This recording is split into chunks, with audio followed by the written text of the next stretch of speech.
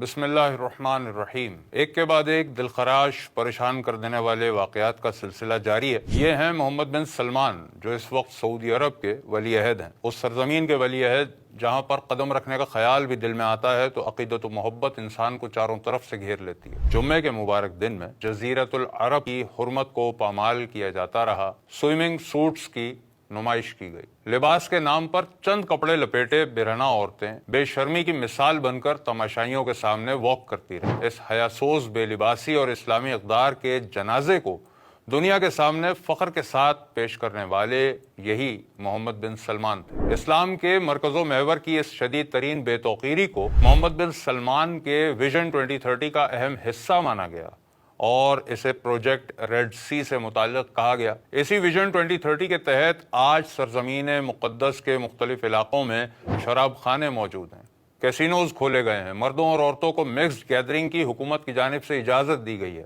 Night clubs بنائے گئے ہیں جہاں ہر گناہ کو لیگل حیثیت حاصل ہے۔ اور یہ سب کرنے کے پیچھے مقصد کیا ہے؟ سعودی عرب کو ماڈرن بنانا ہے، نیشنل انکم کو آئل سے ہٹا کر دوسرے ذرائع سے پیدا کرنا ہے، ملک کو ترقی دینا ہے، دنیا بھر کے لوگوں کے لیے ماڈرن سعودی عرب کو ٹورزم اور ماڈرن کلچر کا سینٹر بنانا ہے۔ إن أوروبا الجديدة هي الشرق الأوسط. کتاب العریب قرآن مجید میں اللہ فرماتا ہے کہ شیطان تمہیں محتاجی کا ڈر دلاتا ہے اور بے حیائی کا حکم دیتا ہے، اور اللہ تم سے وعدہ فرماتا ہے بخشش اور فضل کا، اور اللہ وسعت والا اور علم والا ہے۔ لیکن یہاں یہ بدنصیب اللہ کے فضل کو ٹھکرا کر شیطان کے حکم کو مانتے ہوئے سرزمین مقدس کے حصوں میں بے حیائی پھیلا رہے ہیں۔ حج و عمرے کو تو سعودی خاندان کئی دہائیوں سے صرف ایک سورس آف انکم کے طور پہ دیکھتا آیا ہے۔ اب نیشنل انکم کے لیے صرف مسلمانوں کے آنے جانے سے شاید کام نہیں بنے گا، دنیا بھر کے لوگ آنے چاہیے، اور جب وہ آئیں تو ان کے لیے ہر وہ چیز موجود ہونی چاہیے جو وہ چاہتے ہیں، چاہے اس کے لیے مرکز اسلام اور مقدسات اسلام بلکہ خود حرمین طیبین کی عزت و حرمت کو بیچنا پڑے۔ اور پھر غیر مسلم ہی کیوں،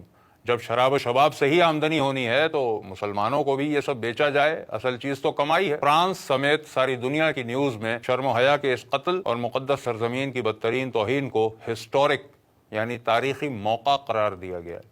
سوال بہت سیدھا ہے، جب ہم پاکستانی عوام فرانس، سویڈن اور ہالینڈ کی طرف سے ہونے والی گستاخیوں پر ری ایکشن دیتے ہیں اور ایسا دیتے ہیں کہ دنیا دیکھتی ہے، تو پھر جزیرہ عرب کی توہین کرنے والے کے خلاف ہماری آواز کیوں نہیں نکلی؟ حضور نبی کریم صلی اللہ علیہ وسلم نے فرمایا تھا، جس کا مفہوم ہے کہ فتنے ہر طرف سے ایسے برسیں گے جیسے آسمان سے بارش برس۔ یاد رہے کہ سرزمین عرب اور حرمین طیبین کسی خاندان یا فرد کی ذاتی ملکیت نہیں ہے، یہ امت مسلمہ کا مجموعی ورثہ ہیں۔ یہ کسی ایک شخص کی مرضی پر ڈیپینڈ نہیں کرتا کہ وہ جو چاہیں کرتے پھریں اور ہم اس لیے خاموش رہیں کہ ہمارا اس سے کیا واسطہ ہے۔ یہ دیکھا جائے تو فلسطین سے بھی زیادہ بھیانک صورتحال ہے، کیونکہ وہاں کے بارے میں ہم یہ جانتے ہیں کہ وہاں اسرائیل قابض ہے جو ایک یہودی ریاست ہے، لیکن یہاں پر اسلام کی برانڈنگ کے ساتھ اسلام کی عزت پر حملے کیے جا رہے ہیں۔ یاد رکھیں کہ جو کچھ اس سرزمین میں کیا جائے گا دنیا کی نظر میں اسے اسلام مانا جائے گا۔ کیا یہ سب ہونا ہمیں گوارا ہے؟ قرآن میں اللہ نے فرمایا کہ انہوں نے تو یہی خواہش رکھی کہ کسی طرح تم نرمی کرو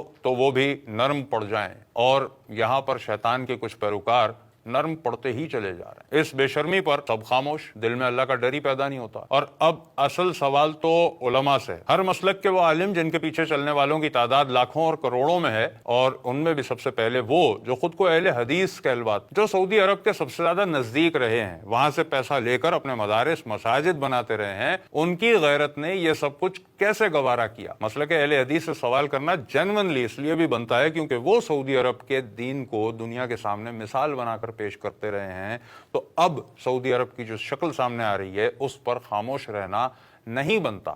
اب محمد بن سلمان کے ماڈرن سعودی عرب کے خلاف سب سے زیادہ بولنے کا حق انہی کا ہے، لیکن افسوس کے کئی دن انتظار کے بعد بھی ان کی طرف سے کوئی مذمت، کوئی بیان نہیں آیا، اس لیے ہمیں یہ مطالبہ کرنا پڑ رہا ہے۔ تو باقی مسالک کی غیرت کو کیا ہوا ہے جو وہ خاموش ہیں؟ کیا یہ ڈر ہے کہ ان کے حج اور عمرے روک دیے جائیں گے، انہیں وہاں پر داخلے سے منع کر دیا جائے گا؟ جب اہل سنت کا یہ عقیدہ ہر محفل میں سکھایا جاتا ہے کہ جاتے ہیں وہی جن کو سرکار بلاتے ہیں، تو پھر اب کس بات کا ڈر ہے؟ کیا سرکار انہیں نہیں بلائیں گے جو اللہ اور رسول کے حرم کی تعظیم کا دفاع کرنے کے لیے اٹھے گا؟ تو کیوں اس توہین پر کانفرنسز نہیں ہو رہی؟ کیوں اس ابلیسیت پر مساجد میں بات نہیں کی جا رہی؟ کیوں اس فتنے کے خلاف علماء کی آواز اب تک سامنے نہیں آئی؟ یا کوئی اور مسئلہ ہے جس کی خاطر حرمین کی عزت کو قربان کرنا جائز ٹھہرا لیا گیا ہے؟ اور یہی سوال علماء دیوبند سے بھی ہے۔